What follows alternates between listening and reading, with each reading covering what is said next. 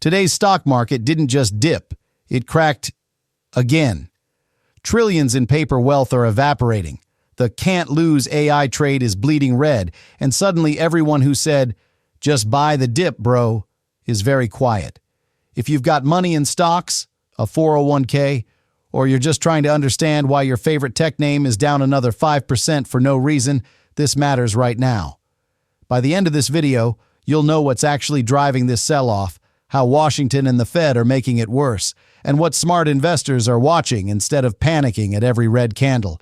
Here's where things get interesting. This is the comment section with Thomas Paul, and today the market looks like my parents' face the year their bank advisor torched most of their savings. Calm on the surface, panic underneath. No screaming, no flashing sirens. Just a slow, ugly realization that the numbers moved, and not in your favor. So, what's actually happening in this sell-off? First, this isn't just one bad day. We've got a pattern. Risk assets rolling over together. Big tech, small caps, speculative AI names, even some of the safe ETFs are sliding. That tells you this isn't about one company messing up. It's about money stepping back from risk as a whole. Why? Three big forces: higher for longer interest rates, slowing earnings growth, and political and regulatory noise that makes the future look fuzzier than investors like. Higher rates mean the future profits of growth companies are worth less today. When the Fed keeps hinting, "Yeah, those cuts you're praying for, maybe not so soon," markets listen. The fantasy of free money forever is gone. Again. But it's even getting worse. On top of that, earnings. A lot of companies are still reporting okay numbers, but guidance is getting softer. CEOs are dropping phrases like macro headwinds, consumer weakness, and my personal favorite from my layoff years, strategic realignment. Translation: we're not super confident, and regular people will pay for it. Investors aren't dumb. When they hear that enough times, they start asking, why am I paying 30, 40, 50 times earnings for this? And then add Washington to the party. You've got antitrust pressure on big tech, new AI rules being floated, election year drama, budget fights, and everyone threatening everyone else on TV. Markets hate uncertainty, and DC is basically an uncertainty vending machine right now. Here's where things get interesting. If you're a retail investor, here's what all of that actually means for you. Number one, this is what a repricing looks like. Stocks were priced for perfect AI-fueled growth, low inflation, falling rates, and zero political risk. Now the market is slowly admitting, yeah, that was optimistic. Number two, you're watching the AI winners get treated like normal companies again. For months, every semi-chip name, every cloud company, every startup stapling AI to its press release got a free pass. Now, investors want to see real revenue, real margins, real cash flow. Hype is losing its pricing power.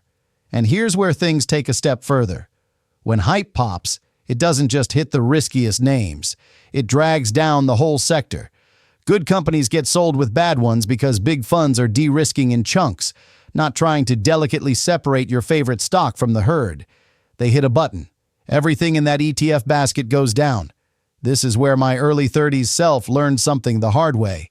I bought a boring, unfashionable investment while people around me chased shiny, once-in-a-lifetime plays. They laughed. Over time, the boring thing worked. Slowly. Their trades. Not so much. What we're seeing now is that exact lesson, but at market scale. But then the unbelievable thing happened. Even as the sell-off deepens, you still have corners of the market trading like nothing changed. Tiny profits, sky-high valuation, endless promises. Some of these names are still priced as if rates are going back to zero next week and regulators will totally chill about AI, privacy, and monopolies. That gap between reality and fantasy, that's where more pain can come from. So what are the key takeaways from this mess?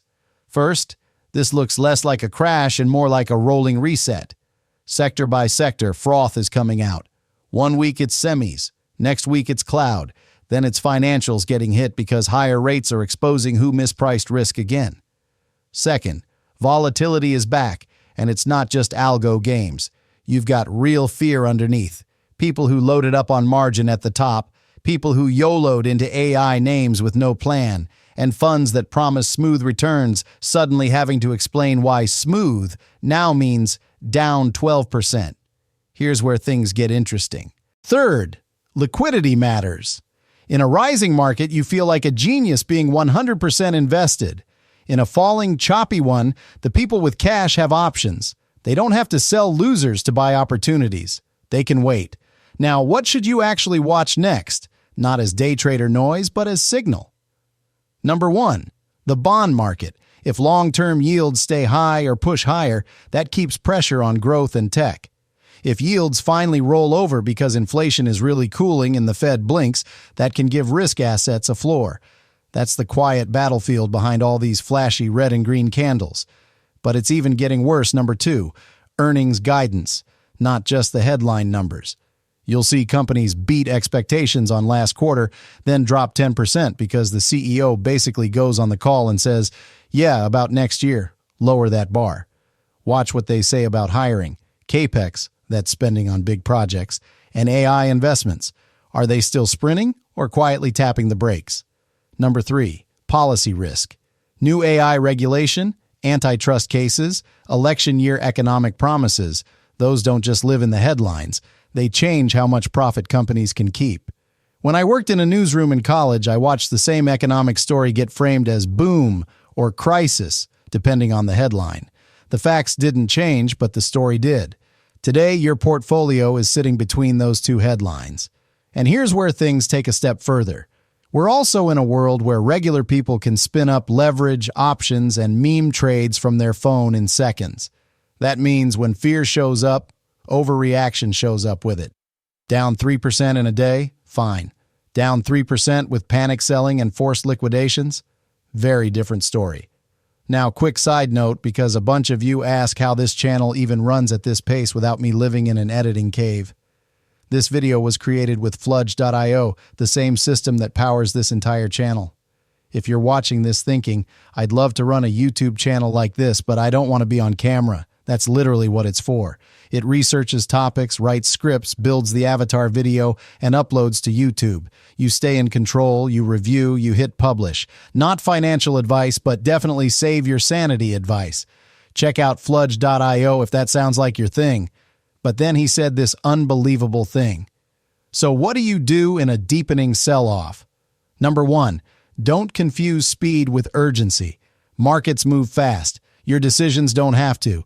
The worst moves usually happen when people feel rushed. Check your time horizon. If you're investing for 5-10 years, a sell-off is data, not destiny. Number 2, know what you own and why. If your entire thesis for a stock is it was going up and people on X were excited, that is not a thesis. That's FOMO with a ticker symbol. Number 3, separate price from quality. Sometimes the market is right to crush a stock. Broken business, cooked books, terrible management. Sometimes it's just de-risking everything in sight. If you can't tell which is which, that's a research problem, not a market is rigged problem. Here's where things get interesting. And finally, remember who pays when the story turns. When headlines say, markets reassess risk, what they usually mean is regular people are absorbing the cost of bad assumptions made much higher up the food chain. Central banks, big funds, corporate boards.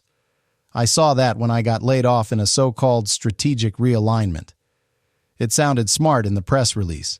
It didn't feel smart when the paycheck stopped. Same thing here. Behind every cute chart is someone's future being quietly repriced. So, 2 quick things before we wrap. 1, this is not financial advice. I don't know your situation. I'm just a guy on the internet who hates lazy narratives and likes numbers.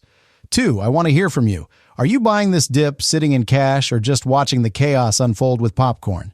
Drop your take in the comments. If you found this breakdown helpful, hit like so more people see it, and subscribe to the comment section with Thomas Paul for more no BS breakdowns of where money, AI, and politics crash into each other. I'll see you in the next one.